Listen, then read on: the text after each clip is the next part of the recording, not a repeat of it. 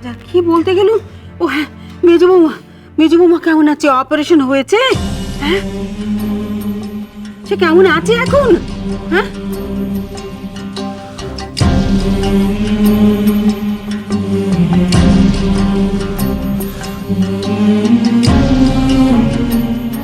না মানে, আচ্ছা মামি, ঝিলাম সিং কি আর ফোন করেছিলেন? কে? ঝিলাম সিং? কই না, না তো।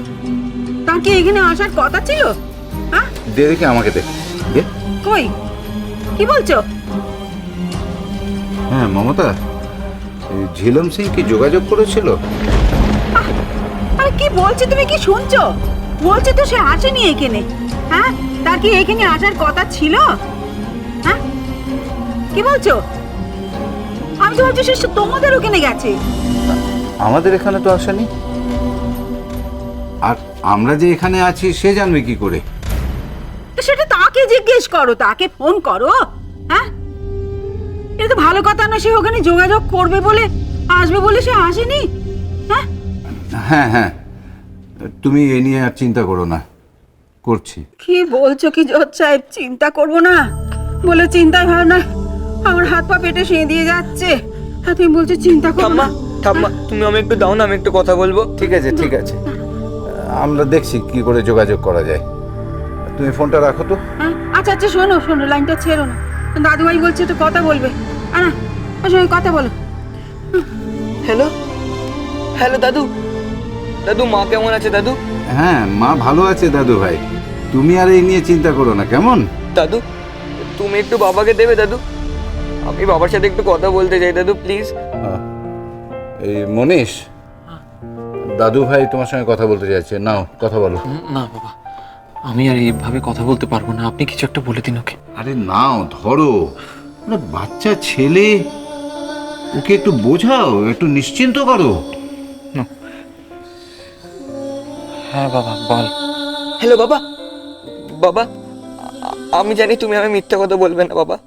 তুমি সত্যি করে বলো মা কেমন আছে বাবা, সত্যি করে বলো। তোর মা তো ভালোই আছে বাবা। বাবা, বাবা সত্যি করে বলো না বাবা, মা সুস্থ হয়ে যাবে তো বাবা? বলো না। হ্যাঁ, ভালো হয়ে যাবে তো। শোনো বাবা, তুমি একদম কান্নাকাটি করবে না, হ্যাঁ? তুমি কাঁদলে তো মায়ের একদম ভালো লাগবে না, না?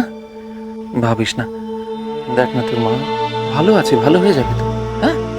আমরা সবাই আছি এখানে। এই নে, ধর ধর।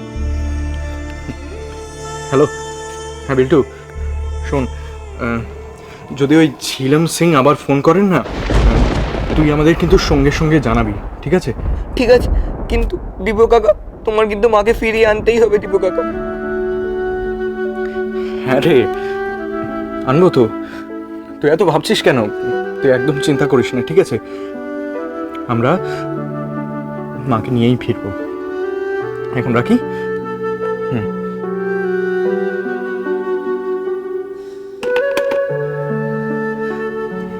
বলে তো দিলাম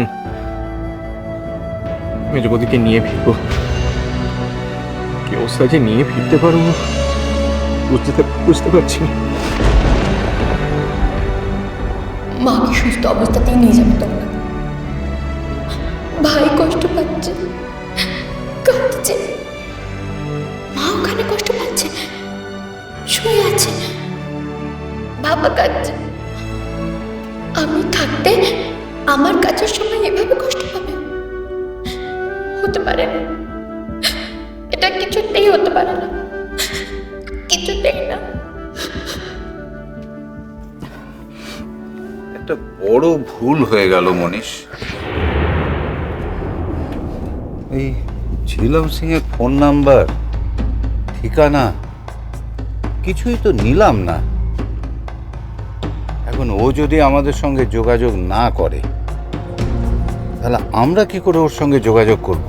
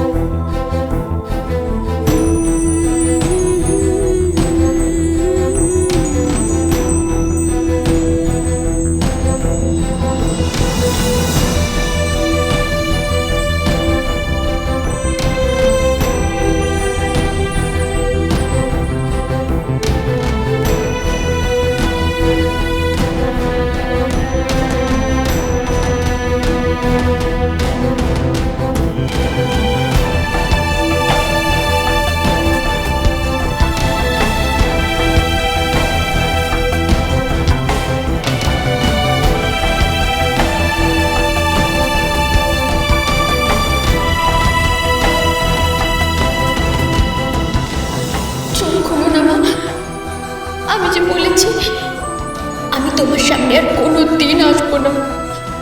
তুমি চোখ বন্ধ করে থাকো, তোমায় একটু ভালো করে দেখতে দাও।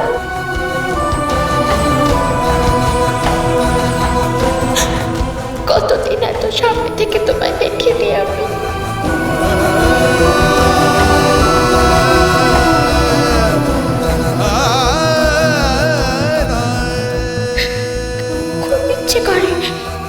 খুব ইচ্ছে করে তোমার হাসি মুখটা দেখতে। তুমি হাসবে মা, তুমি আবার হাসবে, তুমি ভালো হয়ে যাবে মা।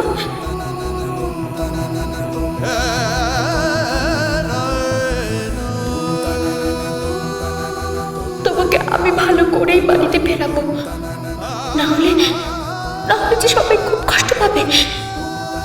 আর ভাই তো সব থেকে বেশি কষ্ট পাবে। আমি জানি মা না থাকলে কত কষ্ট, আমি সে কষ্ট পেয়েছি, কিন্তু ভাইকে আমি সে কষ্ট পেতে দেবো না, কিছুতেই না। তাতে আমার যা ক্ষতি হওয়ার হোক। আমি তোমাকে ম্যাডাম,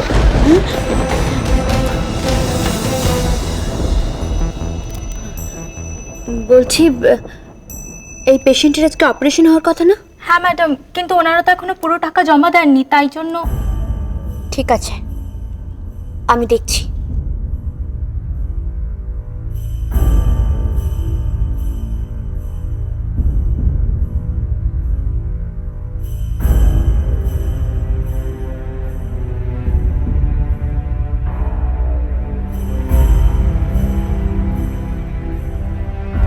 কোনো মতে কিছু করা যায় না। এখন আর কি করে দেবো? কি যে হবে? শুনুন,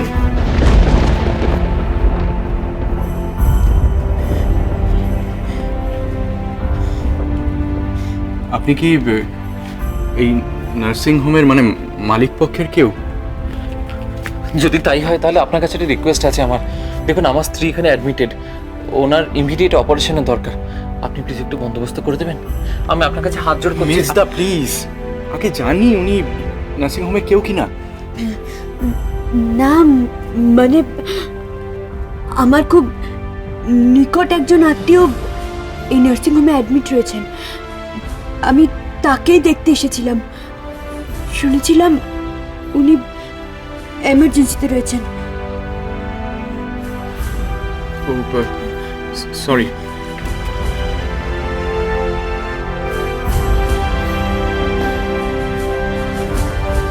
কিছুতেই আমি তোমাকে ক্ষমা করবো না মাধব। আমি এত বড় অন্যায় তোমার কিছুতেই সহ্য করব না। তুমি আমার মেজো বৌমাকে। দাদু ভাই, তোমরা আমার মাকে মেরে ফেললে আমার মাকে দাদু ভাই, মেরে ফেললে। দাদু ভাই শোন, দরজা বন্ধ করছিস কেন? ও দাদু ভাই দরজা খোলো, দাদু ভাই দরজা খোলো। তোমায়